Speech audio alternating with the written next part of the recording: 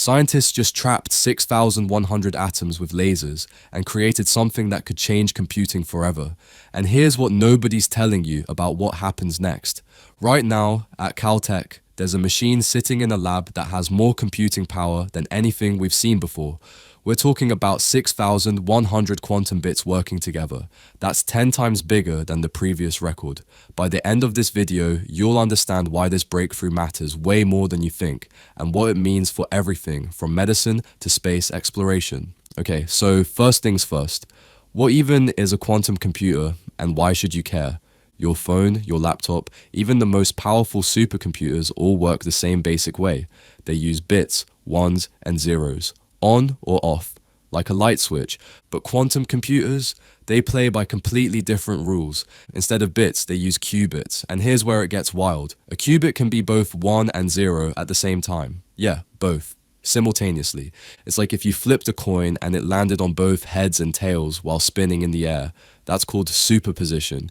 When you have thousands of qubits all existing in multiple states at once, you can process massive amounts of information simultaneously.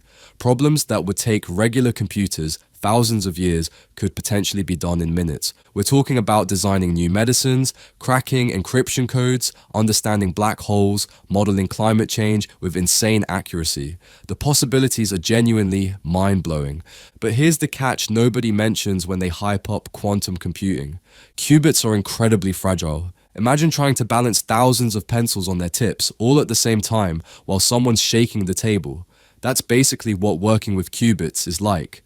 They get disturbed by everything: heat, vibrations, stray electromagnetic fields. Scientists call this decoherence, which is just a fancy way of saying the qubits lose their quantum properties and become useless. To build a quantum computer that actually works, you need thousands, maybe even hundreds of thousands of qubits, along with error-correcting systems that can catch and fix mistakes on the fly. This has been the brick wall holding quantum computing back. Scientists could build small arrays with a few hundred qubits, but scaling up, that was the hard part. Until now, Professor Manuel Endres and his team at Caltech just smashed through that wall. They built an array with 6,100 neutral atom qubits, almost 10 times more than anyone had achieved before. So how did they pull this off? With lasers. Lots of lasers. The technique is called optical tweezers. They take a single laser beam and split it into 12,000 ultra-precise beams. Each beam acts like a tiny trap that grabs individual cesium atoms and holds them perfectly still in a vacuum chamber. On a computer screen, each trapped atom shows up as a tiny glowing dot. All 6,100 of them together look like a massive grid of stars, and each one is a qubit. But here's what makes this breakthrough actually special. It's not just about the number. When other teams tried to scale up in the past, they ran into a brutal trade-off. More qubits meant worse performance. The Caltech team said, "Not on our watch." Their atoms stayed in superposition for about 13 seconds.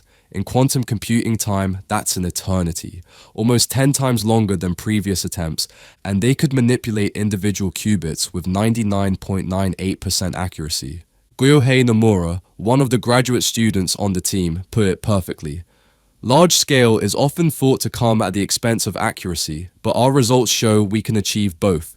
That's the game changer right there. Plus, they can move the atoms around while keeping them stable. Hannah Manetch compared it to running while balancing a full glass of water without spilling a drop. This is essential for error correction and building fault-tolerant systems. Now, as incredible as this breakthrough is, the team isn't done yet. To actually perform real quantum calculations, they need to link these qubits together through entanglement. Entanglement is when particles become connected, where measuring one instantly affects the other, no matter how far apart they are. Einstein called it spooky action at a distance. But entanglement is what allows quantum computers to work as a single, unified system instead of just isolated qubits. So, what happens when they crack entanglement at this scale? We're talking about simulating new materials that don't exist yet. Imagine designing superconductors that work at room temperature, or batteries that store 100 times more energy.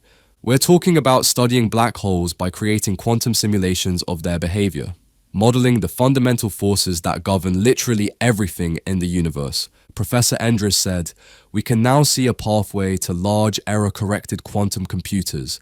The building blocks are in place." That's not hype. That's a scientist seeing a clear road ahead for the first time.